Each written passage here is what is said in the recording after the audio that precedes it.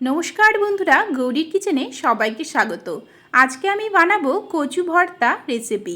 गरम गरम भातेर साथे एई रकम कचु भर्ता थाकले आर किन्तु किछुई लागे ना। चलुन ताहले देरी ना करे चटपट करे देखे नेওয়া যাক आजकेर এই मजादार रेसिपिटी। कचु भर्ता बानानोर जन्य प्रथमेই आमी कचुगुलोके प्रेसार कुकारे सेদ্ধ करे नेब। आमी एखाने 250 ग्राम कचु निये निয়েছি। कचुगुलोर मध्य दिए दिलाम 1 ग्लास जल, तार साथे 1 टीस्पुन नून। एबारे प्रेसार कुकारे ढाकनाटा बंध करे दुटो सीटी दिए नेब। अन्यदिके कड़ाइर मध्य दिए दिচ্ছি 1 टेबिल स्पून सर्षेर तेल। आजके रान्नाय सर्षेर तेलटाई किन्तु व्यवहार करते हबे। तेलटा गरम हये एले 15 থেকে 20টা गोटा रसुनेर कोया कड़ाइर मध्य दिए दिलाम। रसुनगुलोके एबार 2 থেকে 3 मिनिटेर जन्य नेड़ेचेड़े निये हालका ब्राउन कालार आसा अब्दि भेजे नेब। देखुन ठीक एई रकम कालार आसा अब्दि भेजे निते हबे। एगुलोके नामिये निये एखाने लंकागुलो दिए दिलाम। लंकागुलोकेও ठीक एकई भावे भेजे नेब। एखाने आमी 5टा लंका निয়েছি, आपनारा चाइले कम बेशी निते पारेन। लंकागुलोके नामिये निये दिए दिচ্ছি हाफ टीस्पुनेर मतो कालो जिरे फोड़न। कालो जिरेटा फुटे उठलेई एकटा कुचिए केटे राखा पेঁয়াজ दिए देब। पेঁয়াজটাকে একটু নেড়েচেড়ে নিয়ে মিশিয়ে নিচ্ছি। পেঁয়াজটা 3-4 মিনিট ভেজে নেওয়ার পরে যখন নরম হয়ে আসবে তখন আমরা এর মধ্যে দিয়ে দেব 4 ভাগের 1 ভাগ হলুদ গুঁড়ো। আমি যেরকম 1 চিমটে হলুদ দিয়েছি ঠিক এই রকমই 1 চিমটে হলুদ দিয়ে দেবেন। খুব বেশি কিন্তু দেবেন না, তাহলে হলুদের গন্ধ হতে পারে। এবারে আমি আরও 2 মিনিটের জন্য ভেজে নেব। এভাবে ভেজে নিলে হলুদের কোনো রকম গন্ধ থাকবে না এবং পেঁয়াজের কালারটাও দেখবেন খুব সুন্দর আসবে। পেঁয়াজ ভাজা হয়ে গিয়েছে, এবারে নামিয়ে নেব। একটা প্লেটের মধ্যে নিয়ে নিচ্ছি হাফ টিস্পুন নুন। প্রথমেই আমি নুনের সাথে ভাজা লঙ্কাগুলোকে এভাবে চটকে নেব।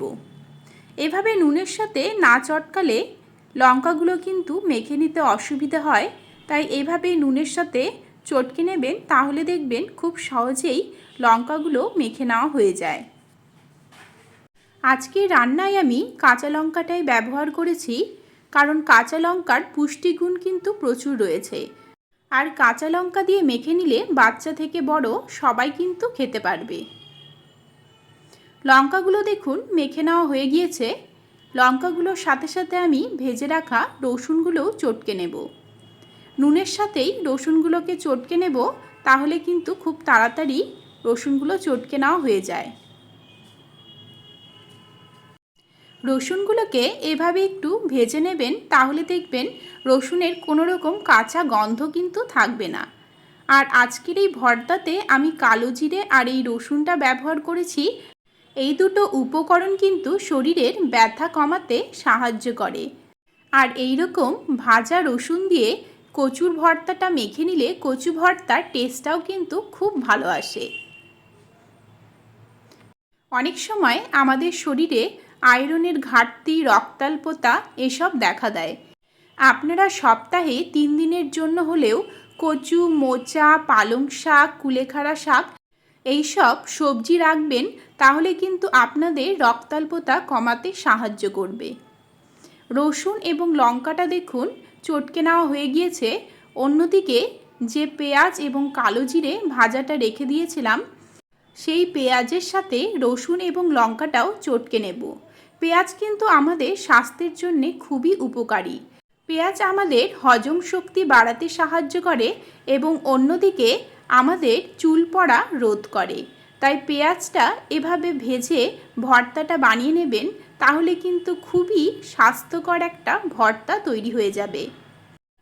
এবারে কচুটা দেখুন যে সেদ্ধ করে রেখেছিলাম এতটাই নরম তুলতুলে হয়েছে, হাত দেবার সাথে সাথেই গলে যাচ্ছে। দেখুন ঠিক এইভাবেই কচুটাকে কিন্তু সেদ্ধ করে নিতে হবে, যাতে ভেতরে কোনো রকম শক্ত দলা পাকানো না থাকে।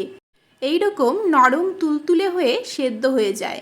আমি যেরকম সেদ্ধ করার সময়ে 1 চামচ নুন দিয়ে সেদ্ধ করে নিয়েছিলাম, তার জন্যই কিন্তু এরকম ভালোভাবে সেদ্ধ হয়ে গিয়েছে।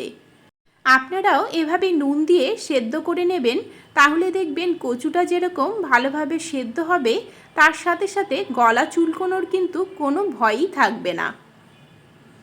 কচুটাকে ভালোভাবে আমি হাত দিয়ে মেখে নিচ্ছি।